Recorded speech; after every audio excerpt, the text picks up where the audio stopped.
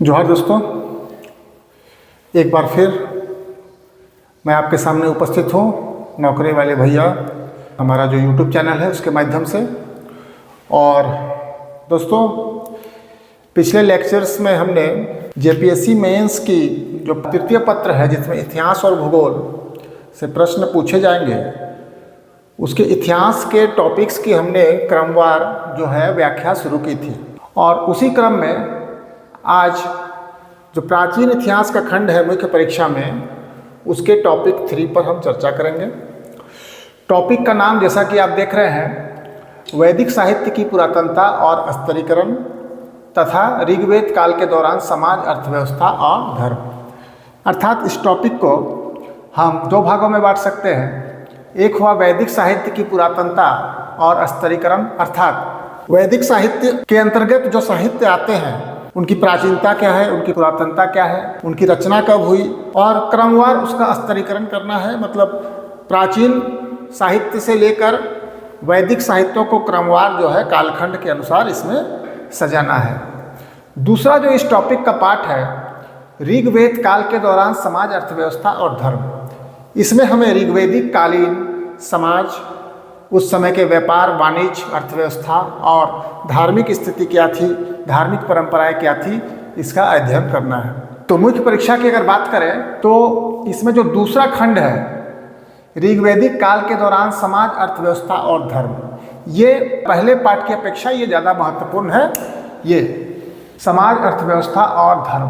तो ऋग्वेदिक काल, जिसे कि लगभग 1500 ईसा पूर्व से 1000 ईस्वी पूर्व का काल है, उस दौरान समाज, अर्थव्यवस्था और धर्म के बारे में मुख्य परीक्षा में प्रश्न पूछ सकता है कि ऋग्वेदिक कालीन या पूर्व वैदिक कालीन समाज, अर्थव्यवस्था और धर्म की विवेचना करें। तो इसमें हम क्रमवार जो है एक एक बिंदु पर हम चर्चा करेंगे।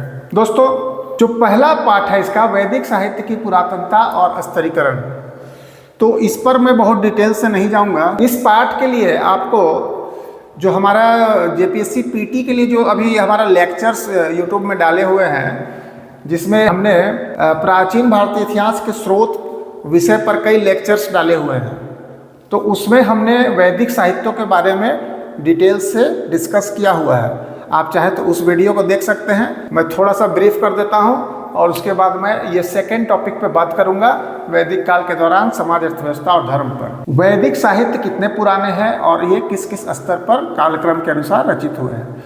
तो जैसा कि मैंने अपने पुराने वीडियोस आप देखिए, पीटी के लिए जो हमारा वीडियोस है, उसमें मैंने ये बताया है कि वेदों में सबसे प्राचीन वेद ऋग्वेद है और इसकी रचना 1500 ईसा पूर्व से 1000 ईसा पूर्व के बीच मानी जाती है। तो ये सबसे प्राचीन है, अर्थात वेदों में सर्वप्रथम रचना हुई ऋग्वेद की। उसके बाद क्रमशः यजुर्वेद, सामवेद और अथर्ववेद की रचना हुई। तो ऋग्वेद, चूंकि ऋग्वेदिक कालीन समाज में इसकी रचना हुई थी, इसे ऋग्वेद नाम दिया गया। और फिर जो अन्य 3 वेद है, यजुर्वेद, सामवेद और अथर्ववेद, इनकी रचना उत्तर वैदिक काल में हुई, अर्थात 1000 ईसा पूर्व से 600 ईसा पूर्व के बीच इन वेदों की रचना हुई। उसके बाद वेदों की जो कर्मकांडीय व्याख्या है, वेदों को सरल रूप से समझने के लिए, और बहुत से दार्शनिक विचार जो है वो ब्राह्मण, आरण्यक और उपनिषद के रूप में रचित हुए। आपसे अनुरोध है कि प्राचीन भारतीय इतिहास के स्रोत पर जो हमारा लेक्चर उपलब्ध है, उसमें आप जरूर साहित्यिक स्रोत को देखें, जिसमें हमने जो है सभी वैदिक साहित्यों की डिटेल में व्याख्या की हुई है। अब हम आगे बढ़ते हैं। सेकेंड टॉपिक जो परीक्षा, मुख्य परीक्षा के दृष्टिकोण से संभवतः ये ज़्यादा उपयोगी है। तो दोस्तों, हम सबसे पहले ऋग्वेदिक कालीन समाज की चर्चा करेंगे। तो समाज की जो सबसे छोटी इकाई थी ऋग्वेदिक काल में, वो थी परिवार। समाज की सबसे छोटी इकाई परिवार, और उसे कुल कहा जाता था। परिवार को कुल कहा जाता था और उसके जो प्रधान होते थे वो कुलप कहलाते थे, कुलप या गृहपति। तो उस समय अगर हम राजनीतिक विभाजन देखें तो समाज में 5 वर्ग के लोग पाए जाते थे, अर्थात राजनीतिक विभाजन 5 स्तरों पर था। सबसे पहला कुल, जैसा कि मैंने बताया, कुल समाज की सबसे छोटी इकाई थी और उसके मुखिया को कुलप कहा जाता था। फिर ग्राम, गांव, वहाँ गांव के मुखिया को ग्रामिणी। फिर विश्व, उसके मुखिया को विश्वपति। जन जो कि राष्ट्र से एक पायदान नीचे था, उसका जो प्रधान होते थे वो गोप कहलाते थे, और फिर सबसे बड़ी इकाई समाज की एक राष्ट्र होती थी और उसके प्रधान राजन होते थे। समाज में संयुक्त परिवार की प्रथा थी और पितृसत्तात्मक समाज था, अर्थात जो पुरुष वर्ग होते थे, जो परिवार के सबसे वृद्ध पुरुष होते थे वो परिवार के मुखिया होते थे और उन्हें कुलप या गृहपति भी कहा जाता था। तो इन चीज़ों का वर्णन आपको अपने उत्तरों में मुख्य रूप से करना है। अगर आपसे पूछा जाए कि ऋग्वैदिक कालीन समाज की आप व्याख्या करें या फिर ऋग्वैदिक कालीन समाज में क्या विशेषताएं थी, इस तरह के प्रश्न अगर आते हैं तो आपको इन चीज़ों को डालना है क्रमवार, तभी आपका उत्तर अच्छा माना जाएगा। फिर हम आते हैं नारियों की दशा। ये एक महत्वपूर्ण बिंदु है। ये इसलिए भी महत्वपूर्ण है कि हम जब उत्तर वैदिक काल का अध्ययन करेंगे तो हम देखते हैं कि उत्तर वैदिक काल में नारियों की दशा ऋग्वैदिक काल की तुलना में गिरती है, अर्थात नारियों की दशा में गिरावट आती है। लेकिन ऋग्वैदिक काल में ऐसा नहीं था। इसलिए ये एक महत्वपूर्ण बिंदु है कि ऋग्वैदिक काल में नारियों की दशा अच्छी थी, नारियों को समाज में एक सम्मानजनक स्थिति प्राप्त था। यद्यपि ऋग्वैदिक काल में पुत्र के जन्म को वरदान समझा जाता था, परंतु ऐसा नहीं है कि महिलाओं की स्थिति दयनीय थी या महिलाओं को अभिशाप समझा जाता था, ऐसी नहीं है। ऋग्वैदिक काल में एक पत्नी से 10 पुत्रों की कामना की जाती थी। चूंकि पितृसत्तात्मक समाज था इसलिए पुत्र जन्म को वरीयता दी जाती थी, पर समाज में नारी की स्थिति अच्छी थी। कैसे? जैसे ऋग्वेद में उल्लेख है पत्नी को जायदस्तम, अर्थात पत्नी को जाया कहा जाता था और जायदस्तम का अर्थ है पत्नी ही घर है। ऋग्वेद में इस बात का उल्लेख है कि पत्नी ही घर है, इसके लिए जायदस्तम शब्द का प्रयोग किया गया है, अर्थात जाया मतलब पत्नी ही घर है, वही गृह स्वामिनी है, यज्ञ अनुष्ठान में पति के साथ भाग लेने वाली वही है। तो इन सब चीज़ों से अगर हम देखें तो पत्नी ही घर है, अर्थात एक घर की कल्पना बिना पत्नी के नहीं की जा सकती थी, उसे गृह स्वामिनी का दर्जा प्राप्त था। उसके बिना कोई भी यज्ञ कर्मकांड अधूरा रहता था। पत्नी पति की भागीदार होती थी। तो इससे ये पता चल रहा है कि समाज में नारियों को ऊंचा स्थान प्राप्त था। फिर ऋग्वेद में पुत्रियों को दुहिता कहा गया है। दुहिता का अर्थ गाय को दुहने वाली। गाय ऋग्वेद में एक पवित्र पशु था, पूजनीय था, और उसको दुहने वाली कौन थी? घर की पुत्री। फिर हम देखेंगे उच्च शिक्षा की अगर बात की जाए तो नारियों को उच्च शिक्षा के अवसर प्राप्त होते थे और उसका उदाहरण है अपला, घोषा, विश्वास, विषपाला और मुदगलानी। ये जो महिलाएं थी, ये विदुषियाँ जो थी, इन्होंने उच्च शिक्षा समाज में प्राप्त किया था। अपला, घोषा, विश्वास, विषपाला और मुदगाली।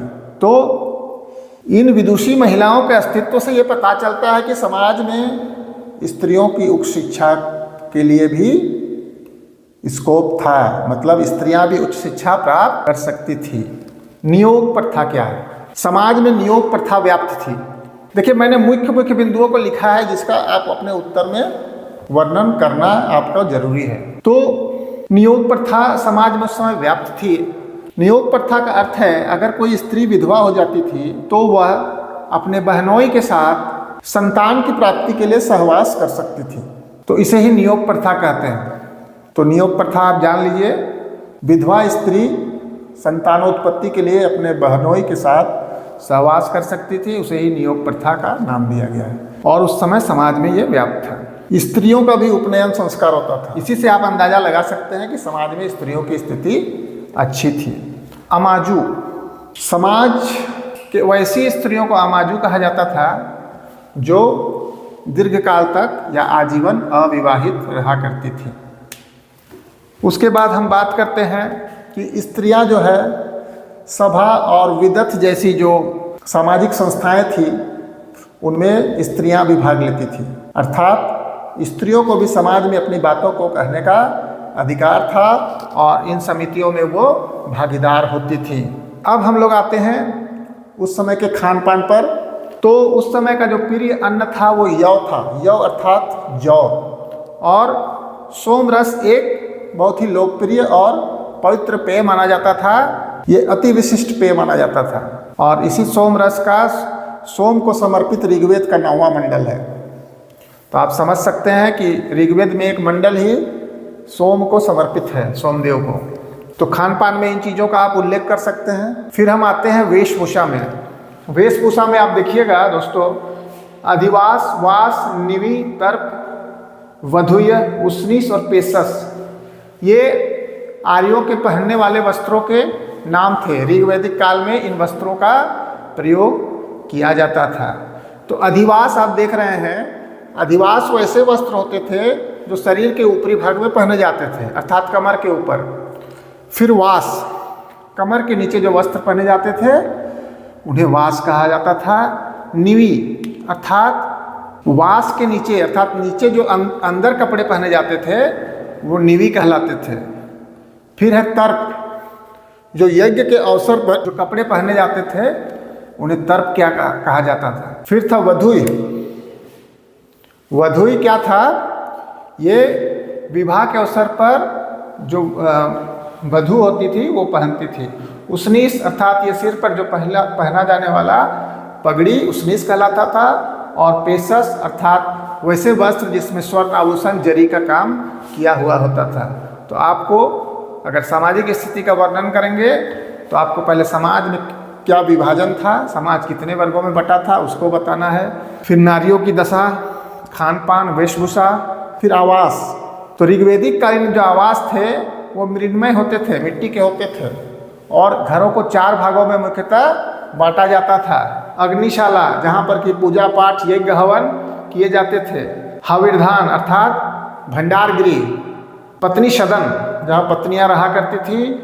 और सदस्य अर्थात जो अभी जिसको आप दलान बोलते हैं वो उस काल में हुआ करता था।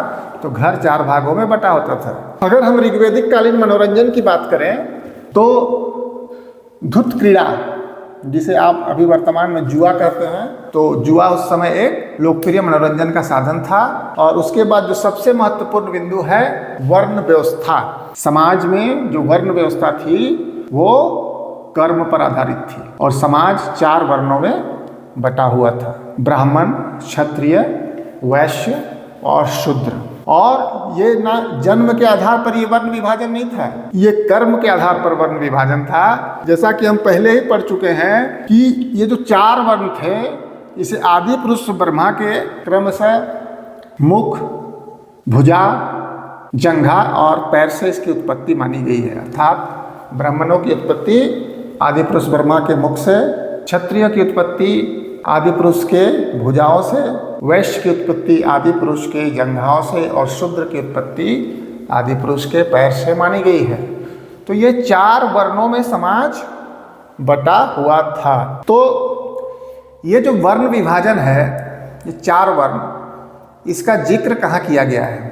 तो इसका जो जिक्र है ऋग्वेद के 10वें मंडल के पुरुष सूक्त में मिलता है।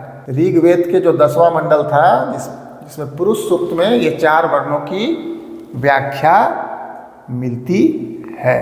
तो चूंकि समाज 4 वर्णों में विभाजित था और ये वर्ण विभाजन का आधार कर्म था, तो हम ये देखेंगे कि ऋग्वेद के 9वें मंडल में एक सूक्त में कहा जाता है, 9वें मंडल के एक सूक्त में कहा जाता है कि मैं कवि हूँ, मैं कवि हूँ, मेरे पिता वैद्य हैं, मेरी माँ चक्की चलाने वाली है और हम भिन्न भिन्न व्यवसायों से जीविकोपार्जन करते हुए साथ रहते हैं।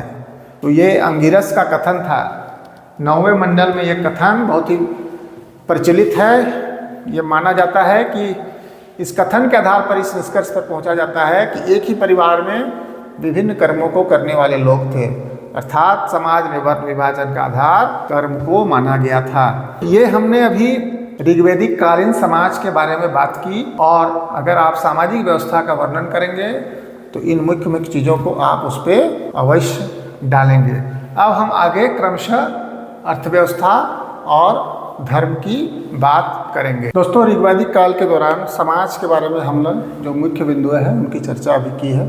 और अगर समाज से सिर्फ सामाजिक व्यवस्था की बात आए तो हो सकता है कि ऋग्वैदिक कालीन समाज में महिलाओं की स्थिति पर भी प्रश्न आ सकते हैं और उसमें आपके नारियों की दशाओं का वर्णन होगा। फिर हम समाज के विभिन्न पहलुओं को देखने के बाद अब हम ऋग्वैदिक कालीन अर्थव्यवस्था की थोड़ी सी चर्चा संक्षिप्त रूप से करेंगे। तो ऋग्वैदिक कालीन जो अर्थव्यवस्था थी उसमें हम मुख्य रूप से देखेंगे पशुपालन और कृषि और व्यापार और उद्योग।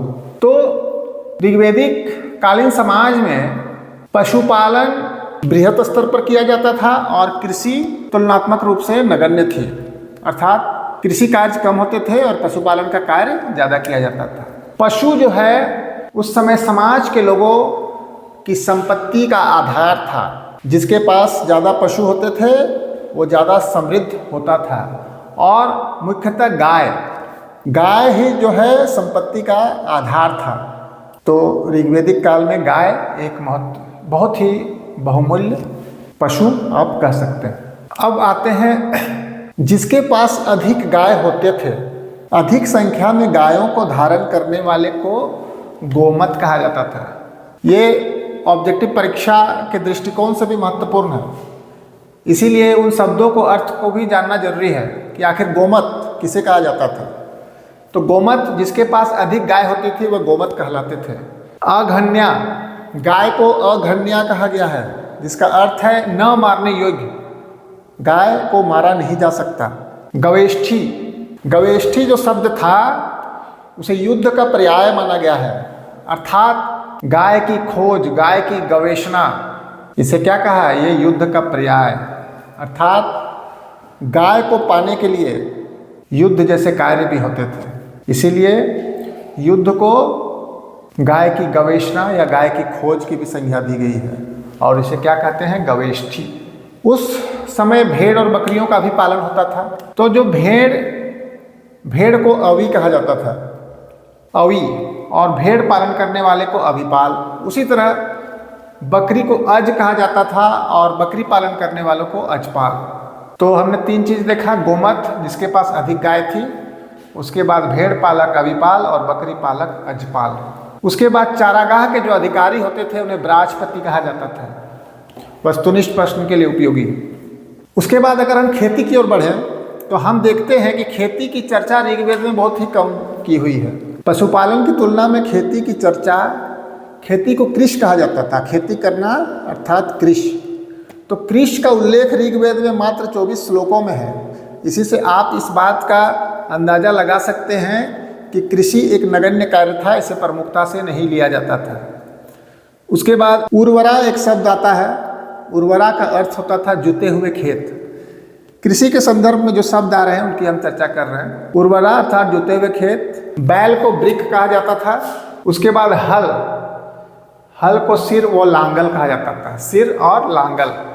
उसका किसान को किनास, जौ को यव, जिसकी हमने पूर्व में चर्चा किए हुए थे, जौ को यव कहा जाता था और जौ की खेती मुख्य रूप से की जाती थी। उस समय सबसे प्रमुख फसल जौ था। जिस प्रकार सबसे प्रमुख पशु गाय थी, वैसे ही यव जो है सबसे प्रमुख फसल था। अब हम ऋग्वैदिक कालीन व्यापार और उद्योग की चर्चा करेंगे। तो ऋग्वैदिक जो व्यापारी होते थे वो पनी कहलाते थे और ऋग्वेद में बाह्य व्यापार भी होता था। चूँकि ऋग्वेद में जो है समुद्र में चलने वाली नावों का उल्लेख मिल रहा है, इस आधार पर ये कहा जा सकता है कि ऋग्वेद में बाह्य व्यापार भी होता था और व्यापारियों को पनी कहा जाता था। उसके बाद एक शब्द है वेकनाट। ये प्रश्न भी वस्तुनिष्ठ परीक्षा के लिए, बहुत ही वस्तुनिष्ठ प्रश्नों के लिए उपयोगी है। वेकनाट, सूदखोरों को वेकनाट कहा जाता था, अर्थात वैसे व्यक्ति जो ब्याज पर पैसे उधार देते थे वे सूदखोर वेकनाट कहलाते थे। बाह्य व्यापार था जैसे हमने चर्चा की है। और व्यापार का आधार जो था, मूल्य की जो इकाई थी वो गाय थी, अर्थात वस्तु विनिमय प्रणाली, बार्टर सिस्टम लागू था और वस्तु विनिमय में जो मूल्य की इकाई होती थी वो गाय होती थी। गायों की जो महत्ता थी उसका अंदाज़ा इस बात से भी लगाया जा सकता है कि मनुष्य के जीवन का मोल 100 गायों के बराबर माना गया था। ऋग्वैदिक कालीन समाज में मनुष्य के जीवन का मोल 100 गायों के बराबर माना गया था और किसी की हत्या करने पर 100 गाय देने पड़ते थे। इसीलिए मनुष्य को सत्यदाय कहा गया है। सत्यदाय अर्थात 100 गाय देने वाला। अगर किसी व्यक्ति ने किसी की हत्या कर दी है तो उसे 100 गाय देने होते थे। इसीलिए मनुष्यों को क्या कहा गया है? सत्यदाय। उसके बाद प्रमुख उद्योग थे सूत कातना और कपड़ा बुनना। जैसे पशुपालन समाज में ज़्यादा था, कृषि नगण्य था, बाह्य व्यापार था, वस्तु विनिमय की प्रणाली थी, मूल्य की इकाई गाय को माना जाता था। मनुष्य को सत्यदाय कहा गया है। हत्या करने पर 100 गाय का जुर्माना दिया जाता था। फिर हम उद्योग की बात करें तो सूत कातना और कपड़ा बुनना ऋग्वैदिक कालीन समाज में प्रमुख उद्योग थे। कपड़ा बुनने वालों को वय कहा जाता था। इसके बाद समाज में रथकार अर्थात रथ बनाने वाले, तक्षण बढ़ई का कार्य जो लकड़ी संबंधी कार्य करते थे वो तक्षण कहलाते थे। उसके बाद हिरण्यकार जो स्वर्णकार होते थे, चर्मकार, कारू अर्थात शिल्पी, ये सभी समाज में अनेक वर्ग उद्योग के वर्ग थे। तो अगर हम ऋग्वैदिक कालीन अर्थव्यवस्था की बात करें तो ये जो प्रमुख बिंदु थे इनका जो है प्रश्न में उत्तर में दर्शाना आवश्यक है। ऐसे जो प्रश्न आने की संभावना है वो ऋग्वैदिक कालीन समाज अर्थव्यवस्था और धर्म में समेकित रूप से आ सकता है। तो तीनों का आपको संक्षेप में वर्णन करना पड़ेगा। समाज की बात हमने की, अर्थव्यवस्था की बात हमने की, अब हम आगे जो है ऋग्वैदिक धर्म अर्थात धार्मिक स्थिति पर चर्चा करेंगे। समाज अर्थव्यवस्था के बाद अब धर्म। तो ऋग्वैदिक कालीन जो धर्म था, लोगों का जो धार्मिक विश्वास था वो कैसा था, किन किन बिंदुओं को हमें अपने उत्तर में समाहित करना है, तो उन सभी चीज़ों पर हम अभी चर्चा करने जा रहे हैं। तो हमें सबसे पहले लिखना है, अगर धर्म की बात पूछे प्रश्न में कि ऋग्वैदिक कालीन धार्मिक स्थिति की चर्चा करें, तब आप ऋग्वैदिक कालीन धार्मिक जीवन के 3 मुख्य बिंदु थे ये आप दर्शाएंगे। और वो 3 बिंदु क्या थे? धार्मिक जीवन के जो 3 मुख्य बिंदु थे उस समय, सबसे पहला था प्राकृतिक शक्तियों की देवताओं के रूप में उपासना। तो ऋग्वैदिक काल में जो प्राकृतिक शक्तियाँ थी वही देवता थे और उन्हीं की जो है उपासना की जाती थी। और वह उपासना किस लिए की जाती थी? जन्म मरण के चक्र से मुक्ति पाने के लिए नहीं की जाती थी, बल्कि अपनी समृद्धि के लिए की जाती थी, अपनी संतति के लिए, पशु, यौ, धान्य, आरोग्य, इसलिए है कि देवताओं की उपासना की जाती थी। पुत्र प्राप्ति के लिए, पशु धन अर्जित करने के लिए, यौ अर्थात जौ जो उस समय अन्न थे उसकी प्राप्ति के लिए, धन धान्य के अलावा आरोग्य कि शरीर हमारा स्वस्थ रहे, इसके लिए प्राकृतिक शक्तियों की देवताओं के रूप में पूजा की जाती थी, आराधना की जाती थी। जो दूसरा बिंदु है वह है ऋग्वेद के सूक्तों का स्तुति पाठ। तो ऋग्वैदिक कालीन समाज में ऋग्वेद के सूक्तों का स्तुति पाठ किया जाता था और वह पाठ देवताओं को प्रसन्न करने हेतु किया जाता था। और जो तीसरा मुख्य बिंदु है यज्ञ आहुति अर्थात यज्ञ बलि, अर्थात जब यज्ञ का आयोजन किया जाता था तो उसमें जो यज्ञ के रूप में आहुति दी जाती थी, यज्ञ आहुति, जौ, साग आदि जो वस्तुएं थी वो यज्ञ आहुति दी जाती थी। तो धार्मिक जीवन के 3 मुख्य बिंदुओं को आप दर्शाएंगे। प्राकृतिक शक्तियों की देवताओं के रूप में उपासना, ऋग्वेद के सूक्तों का स्तुति पाठ देवताओं को प्रसन्न करने हेतु, और यज्ञ बलि या यज्ञ आहुति जिसमें साग और जौ आदि वस्तुएं दी जाती थी। इसके अलावा जो मुख्य बिंदु यहाँ पर हम देखेंगे कि उस काल में देवताओं का विभाजन किया गया था और देवताओं को 3 वर्गों में रखा गया था। तो वो 3 वर्ग क्या क्या थे? देवता मुख्यतः 33 देवता उस समय थे और उन्हें 3 वर्गों में बांटा गया है। प्रत्येक वर्ग में 11-11 देवताओं को रखा गया था, लेकिन इसमें आपको भिन्नता भी मिल सकती है। लेकिन इस मत पर तो सभी एक हैं कि देवताओं को 3 वर्गों में रखा गया था। कौन कौन सा वर्ग था? धू स्थानीय अर्थात स्वर्ग के देवता, अंतरिक्ष स्थानीय देवता अर्थात आकाश के देवता, और पृथ्वी स्थानीय देवता अर्थात धरती के देवता। कुछ उदाहरण मैंने यहाँ लिखे हैं।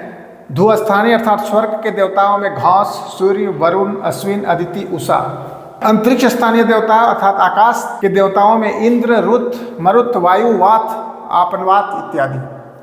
और जो पृथ्वी स्थानीय अर्थात धरती के देवता है उसमें अग्नि, सोम, पृथ्वी, बृहस्पति आदि जो है देवताओं को रखा गया है। तो आप इन देवताओं को वर्गीकरण को अच्छे से याद रखेंगे।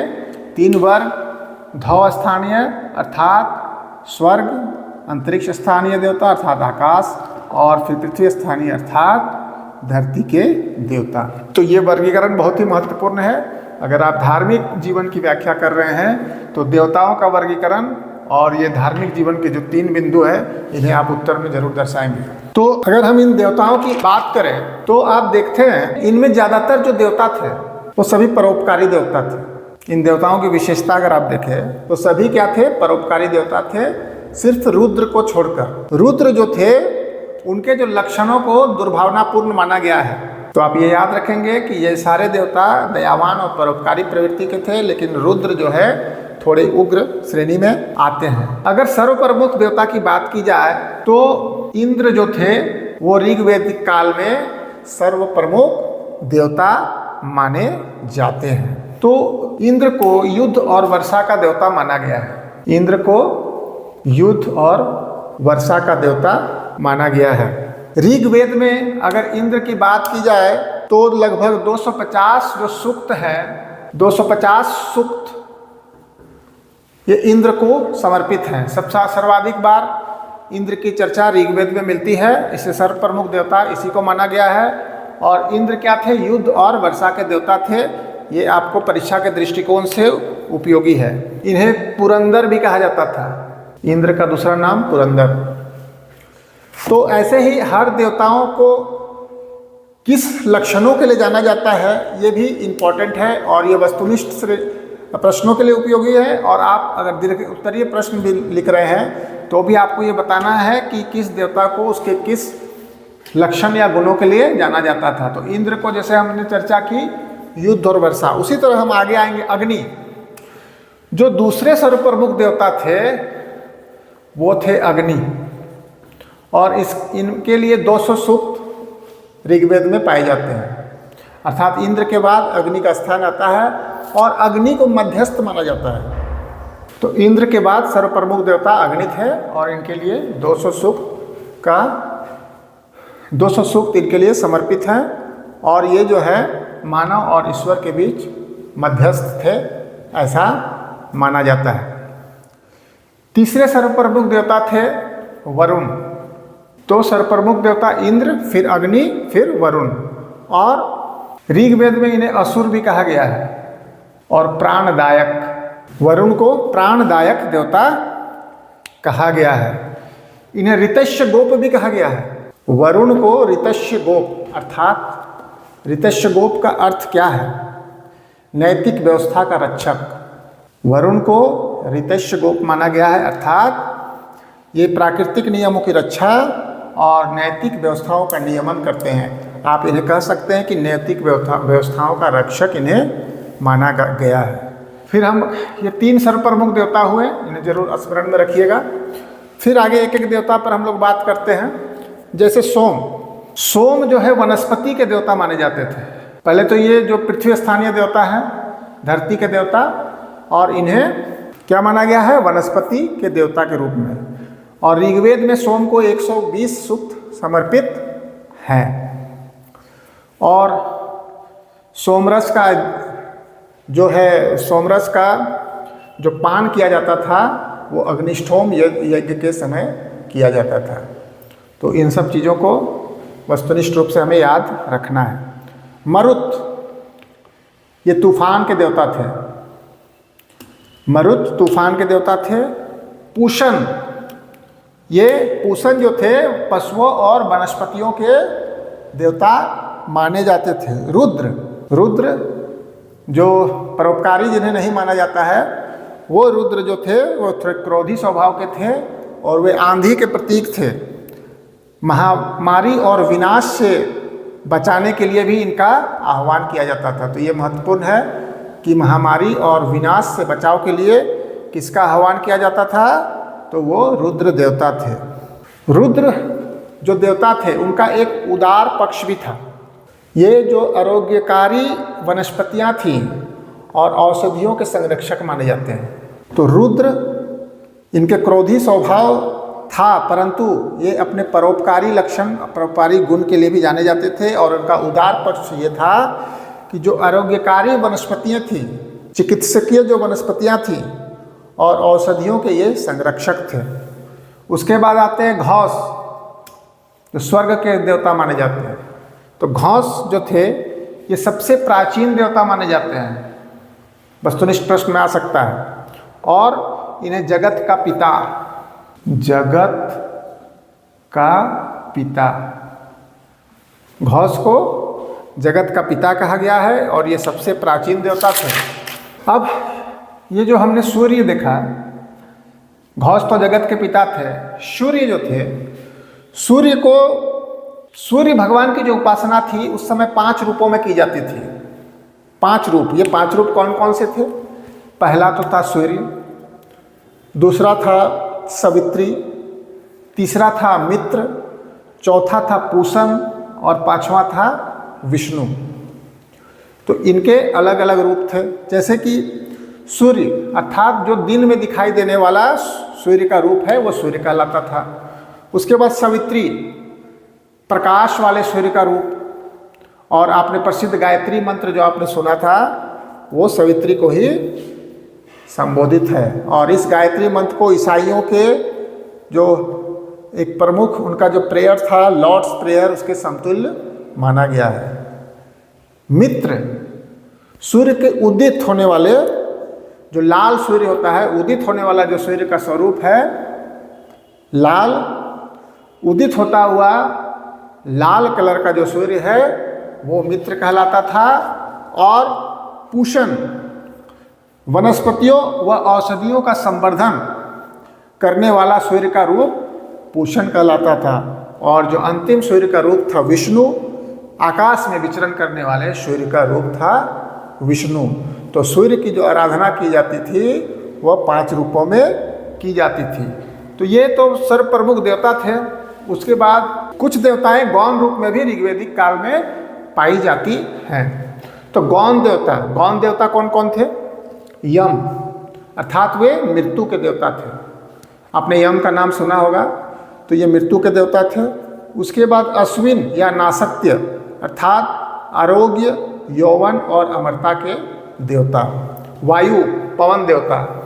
उसी तरह अर्यम, संधि व विवाह के देवता। और फिर पर्जन्य, जल वर्षा व नदियों के देवता।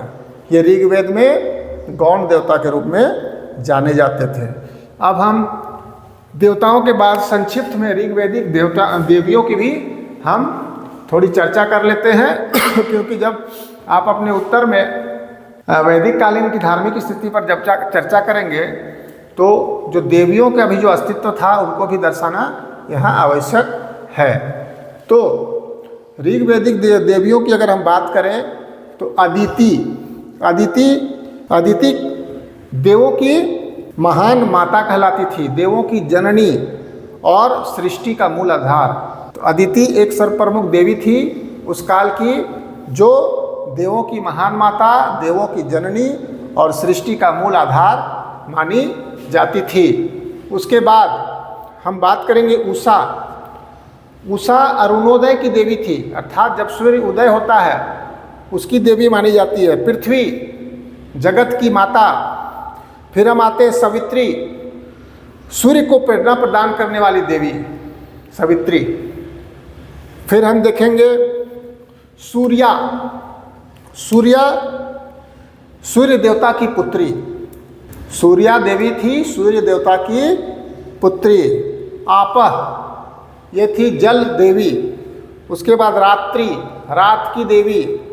अरण्यानी, वन देवी। दिशान, वनस्पति की देवी। पुरापाधी, उर्वता की देवी। ईला, आराधना की देवी। और सिंधु, नदी देवी। तो ये प्रमुख देवियां थी जो ऋग्वैदिक काल में अस्तित्व में थी। अब हम अंत में ऋग्वैदिक धर्म के स्वरूप की बात करेंगे। ऋग्वैदिक धर्म का स्वरूप क्या था?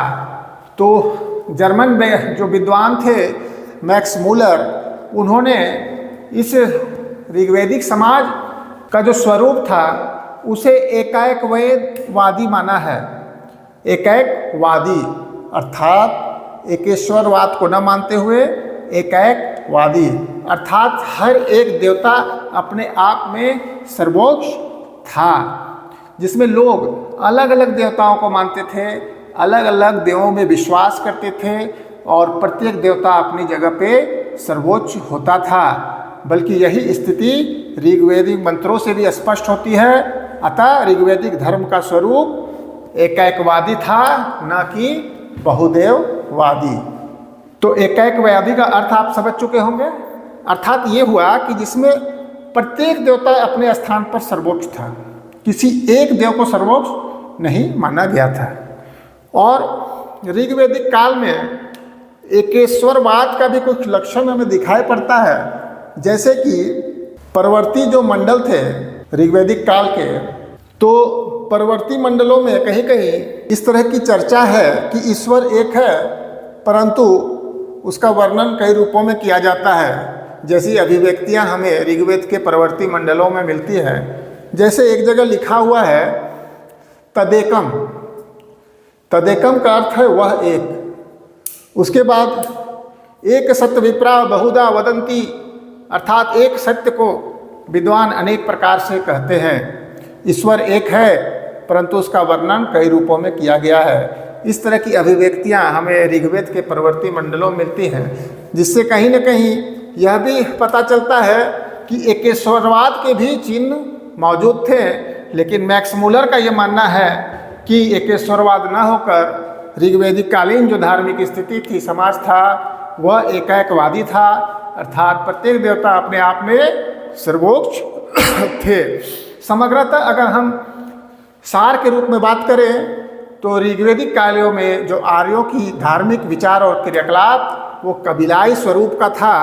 इस काल में आर्य सभ्यता के धार्मिक विचारों और कर्मकांडों को उन मूल तत्वों की स्थापना हुई जिनका विकास हम उत्तर वैदिक काल में करते हैं। तो अभी हम धार्मिक जीवन के जो बिंदुओं को देखा, उसको एक बार मैं फिर से सिलसिलेवार कहता हूँ। 3 मुख्य बिंदु थे और प्राकृतिक शक्तियों की देवताओं के रूप में उपासना, ऋग्वेद में सूक्तों की स्तुति पाठ और यज्ञ बलि या यज्ञाहुति, उसके बाद देवताओं का वर्गीकरण, उसके बाद आप अंत में ऋग्वेदिक धर्म के स्वरूप की चर्चा करेंगे और इस पे आप जो है एकैकवादी स्वरूप जो कि मैक्स मूलर का दिया हुआ है उसकी चर्चा करेंगे। और कहीं कहीं एकेश्वरवाद के भी लक्षण हैं, इसका भी वर्णन करते हुए अंत में आप यह बताएंगे अपने उत्तर में कि सार यही है कि ऋग्वेदिक जो धार्मिक समाज का जो स्वरूप था, ऋग्वेदिक धर्म का जो स्वरूप था, वह कबीलाई स्वरूप का था। तो ये हमने क्रमवार ऋग्वेद काल के दौरान समाज, अर्थव्यवस्था और धर्म पर चर्चा की और आप अपने उत्तर में इन बिंदुओं को डालने का प्रयास करेंगे। हम अगले टॉपिक को लेकर शीघ्र आपके सामने उपस्थित होंगे। आपसे अनुरोध है कि हमारे YouTube चैनल नौकरी वाले भैया को सब्सक्राइब करते हुए इसे लाइक और शेयर कर दें ताकि हमारा उत्साह बना रहे। Thank you.